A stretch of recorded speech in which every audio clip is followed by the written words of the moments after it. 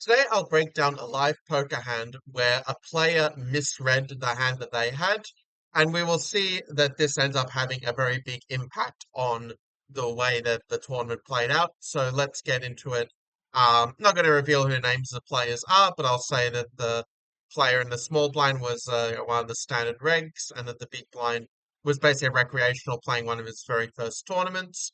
So it ends up being folded to the small blind. It's 25 big blind stacks effective, where I think small blind stuff has a covering stack, if I recall it correctly. Still like 12 players left in a freeze out tournament. So let's go to small blinds action where they decide to call, and for those who are maybe not so familiar with the pre-flop ranges, you can kind of see it here that we're basically going to be checking back, yeah, sort of the strong hands going to be like our ace king off to ace 10 off that are limping with the intention of limp re-raising. The sort of suited weaker ace x, the king x, queen x, a lot of checking, a lot of calling going there, just with the idea that these hands play very well post flop. And yeah, so some of the hands at the bottom of the range and a lot that are kind of mixing. And yeah, sort of thing the bluffs yeah kind of coming from like the some of the worst suited hands, like a lot of high card, low card, or mid card, low card. And then again with the offsuit kind of like high card, mid card sort of hands countering a lot of the racing. And a little bit of jamming with like yeah, fours to deuces and some of the weaker offsuit aces going for the jam. But overall, yeah, we can see the range pretty clearly here. Big blind in turn. Yeah, obviously going to be checking a pretty large percentage of their range where, basically with the offsuits of junk hands, yeah, a lot of them are kind of mixing in some raises just to kind of balance the value part of the range. With obviously some jams as well. So when the big blind checks, already kind of know that they're not going to have any pocket pairs in this spot because all of them would have raised. And they're not going to have the stronger ace x in their range, so ranges is naturally fairly capped in that respect. And on the flop of 9-4 deuce, rainbow here. Yeah, we can see looking at the equity in this spot that the equities actually are running pretty close, about 50%. That this is actually one of the better boards for the big blind. And that's kind of the reason why in the small blind you are going to see the small blind just check range here. Because, well, the board just hits the big blind very well. You're also out of position in the small blind, so you don't really gain anything by leading out in this spot. But instead of that, the small blind decides to lead out for one big blind.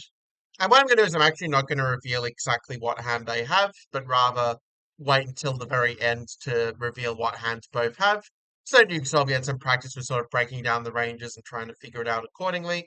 Something a little bit different here at Aussie Poker. But yeah, if you are enjoying the video, do make sure to leave a like to the video and also subscribe if you are somewhat new here and want more videos like this one in your feed. But yeah, after the small blind bets, so what we'll usually see the solver do is that when a player bets something when they should have checked range, you're often going to see the solver raise quite a lot in response to take advantage of that. And actually, probably doesn't do it as much here as you might expect. It's mostly raising like basically the top pairs, a large chunk of the raising range, along with some sort of like backdoor hands and yeah, some of the 4x that sort of has some sort of connectivity. But yeah, in general, like you can sort of say the call is what the big blind will be doing with most of their range. They're really not finding a whole lot of faults. It's only really the hands that have no sort of connectivity, like Jack 6 offsuit or 10-5 offsuit or Queen 3 offsuit. These hands just with almost no potential improver, just going to fold. But pretty much everything else, like as long as you have some sort of backdoor to go with an overcard, you're just going to be continuing basically. Or in a case hand like Jack 8 suit, you have the backdoor to the straight and the one overcard that's kind of good enough to continue against this small bet. The point being, yeah, big blind's going to call with nearly everything. It doesn't really weaken the range that much. But when we look at the king, we do see that this is a relatively good flop, a good turn card for the small blind in this spot. If we go to reports turns, we'll kind of see that if I just modify this a little bit just to look at the overall EV, just taking a little bit of time to bring this up right now for some reason. But the point I want to show is basically that, the hands like if the board is like a 9, a 10, a Jack or a Queen, these cards are really, really good for the small blind. So you are going to sort of lead out a little bit more on those cards. And so interesting to see that, yeah, actually the ace six is sort of not as good a hand. And also even the king x is not as good a card either. It's kind of like in the middle. along with sevens and eights. Well, it makes sense, obviously, the low cards are just very good for the big blind because they're the five or the three to complete a lot of those, gut shot draws that the big blind will have in this spot, which are not going to be in the small blind's range maybe quite as much, relatively speaking. But anyway, with that being said, let's go back to the strategy. And you can see here this time I haven't just got the strategy, but also the strategy EV, so you can kind of see how the EV might affect like what hands we kind of fire and what ones we are going to check for. Now the small blind does bet three, two big blinds, and yeah, when you've already let out on the flop, it's kind of less bad, I think, to definitely to sort of lead out again, because if you just check and obviously, you're kind of capping yourself a little bit, and a king is kind of a good turn. So yeah, you're just going to be kind of mixing with a lot of hands in this spot as my solely is going a little bit weird here, but yeah, basically, you can sort of see the hands are going to be firing more are going to be the hands like a lot of the 9x, yeah, kind of liking to fire in this sort of spot, which kind of makes sense with the top pair. Some of the weaker 9x, yeah, is mixing in some checking. And also, yeah, a lot of the 4x also really likes to bet quite a lot in this spot as another heuristic we can kind of see here. And the checks is coming from the hands with some sort of showdown value, because the big blind isn't really folding anything in general. But yeah, that king does mean we do have a little bit of a nut advantage. So, and then the small blind blends two big blinds, which yeah, with your bang range is the correct sizing, as you can see in the solver. Because the king is just a very good hand for your range, so that's why you're going to just downsize with the bet with those cards that are good for your overall range. And again, with the big blind, we're seeing they're continuing very wide.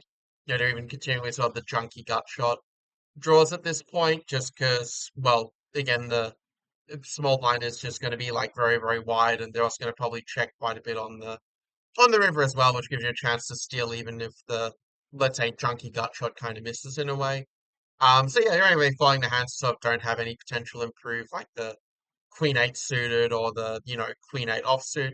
I mean, in the time I didn't find out exactly what the suits of the hands were precisely, but I kind of surmised from the hand history I got from my friend that basically the king of spades, yeah, was. I basically got surmised it was still a rainbow on the turn. That there was no flush draw play, because if there was a flush draw play, the guy surely would have told me about it in a sense. And yeah, you can see the big blind, yeah, base is going to be raising kind of the strongest king X for value, and then sort of calling of nearly everything else. You see some like sort of merge bluff hands with the 2x hands, and yeah, just a little bit just total air like the 4-3. I mean, the 4-3 still has a bit of value, but yeah, sort of the hands that are kind of like barely good enough to call. Yeah, we'll mix in some raised bluffs every now and then, but yeah, it's sort of more of a low frequency play, you could say. And something most opponents live are not going to find, let's put it like this. Like they're going to either call or fold these bottom pair hands. But anyway, the big blind does call, which is here they're doing with a pretty large percentage of their continuing range. And so here the small blind decides to check, and well, the hint I'll kind of give in terms of what hand the players have is that basically checking, I think, was a bit of a mixing mistake here. It's not objectively a big EV mistake, but I think that with the hand that small blind had, they definitely should fire the third barrel in this spot. To me, that's not really a question. But then you might notice here after small blind checks, which when they're meant to be betting like nearly all of their range here, it means that they are very capped when they check. Like they only have one really nut-handed 9-2 suited that is checking to protect the range, but nearly everything else is like very strong value. It's just basically a pure bluff catcher, I should say. And only one hand of strong value. So that means the big blind, yeah, is kind of in a spot where you are going to check back a decent chunk of the time just because, yeah, that 9 pairing is admittedly, kind of kind of an interesting spot. Like if we just go back one street and we see that Smallblind does still have like a still amount of equity to turn, so it's like not the best river when the 9 pairs, but it's definitely not one of the worst rivers either by any means. But when Smallblind checks, it just means they're very capped. You can sort of, and actually something I only just realized, which I think is a really valuable insight. Like I've been working with GTO Wizard, and it's only just occurred to me, but it's not to me that when the sort of equity goes way down like this, like say when a player checks when they should fire a lot, it's basically the solver saying that the small blind is capped at this point, meaning that you actually, when the opponent is capped, you can just go for like a very big overbet sizing a lot of these spots. And at this point, that's actually what the player in the big blind did. And the hint I'll give in case you want to try to put in the comments below what hand you think the small blind had, what hand you think the big blind had. The hint I'll give is that the big blind basically jammed with a hand that they should not jam with, and that in fact they shouldn't even bet 13.5%, 14.5, 150% pot with either. But the big blind does decide to jam here, and so we end up with this spot where it's kind of question of what's the worst hand that we call with. And I think that something that's important to realize is that basically in this spot, nine deuce suit, obviously, we're never folding, of course, but because we just win more or less. But with a hand like king four suited, you see as a pure call. The thing with this is that basically, to be able to profitably call this hand, you have to know that your opponent is capable of finding quite a decent chunk of bluffs on the river. And in live poker, especially in this kind of venue, I just think they're not really going to be bluffing that much in this spot, especially when you fight on the flop and the turn. That really shows a fair bit of strength in a way. So what ended up happening in the hand is that, and this is where I'm going to reveal what hands the players actually had. Basically, the guy had king four offsuit, which okay, it's not in the range here really, but king four suited is kind of like would be the equivalent here. But yeah, basically these hands will be just pure calling, just because you are beating all the bluffs. And they also the key point is that if you look at the range of the big blind is betting really big, that it is going to be a lot of the king X and the 9X. That's going to be nearly all of the range. So the idea is when you have the king four, even though that king is counterfeit, you are blocking a lot of that value with the king X. Meaning that if you have like any king in your hand, it's just a pure call because you are basically blocking the value and you're also unblocking the bluffs at the same time, making us a really good bluff catcher. But yeah, in the end, the guy ends up folding the king four suited, and what the other guy ended up showing in the big blind, and it's kind of funny. This is sort of where the thing about him misreading the hand comes in, because after the guy in the small blind tank folded, the small blind actually showed their hand very quickly, and it turns out they actually showed the hand of ace-6 in this spot. But it turns out that while these two players were in the hand, this guy had actually said to one of his friends his native language that he had the nine, and the friend actually confirmed that with the small blind later on. Meaning that what happened is basically that the guy who made this jam with a hand with showdown value in the a6, and was basically just going to be a check here. Not I can read this very clearly, but yeah, checking is the highest frequency by far there, and is the best EV play. Yeah, in that case, we can kind of see that basically the guy thought he had ace-9 in this spot instead of ace-6. He thought he saw the six as like a nine, but he saw it upside down. Which sounds very weird, but it was at the end of a long tournament, so these things happen if you are new to live poker and not used to seeing the cards and so forth. But yeah, that's kind of the story of this hand, where the guy thought he had trips, so he jammed.